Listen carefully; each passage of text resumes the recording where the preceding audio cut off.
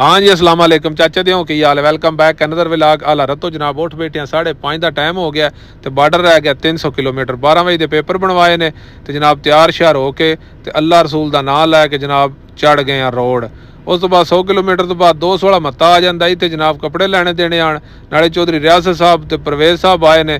इन्हां नाल जनाब नाश्ता किया जिहड़ा तुसीं आखदे हो बड़ी रोटी खांदा बड़ी रोटी हुण जीने वास्ते कोई ना कोई तो जणियां करना पौना। उस तो बाद इन्हां जणियां भी काल आई ना परां जाना आई, इन्हां नाल सलाम दुआ की। मैं इन्हां ने आख्या तुसीं भी अल्लाह दे हवाले हो तो असीं भी चलीए।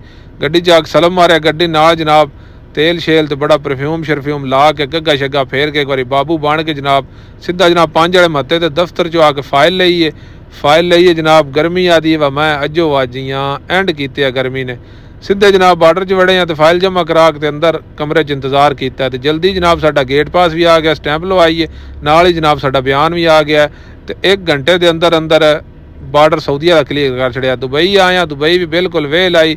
उस तो बाद इत्थे भी स्टैंप कराइए, अगां आके जनाब सिम चेंज की है, दुबई वाली लाई है, फिर जनाब सीधा एजेंट साडा शुबाना है।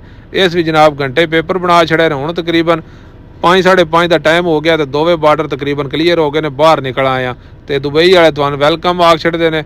उस तो बाद 6 का टाइम हो गया तो मैं एक बार रोटी खा ली जिहड़ा तुसीं आखदे हो बार बार खांदा है। जना कोलों लग्या वीडियो अपनी वेद आई तो पापड़ दे गया तो एंड करदे अज दे व्लॉग दा। अल्लाह हाफिज़, पाकिस्तान जिंदाबाद।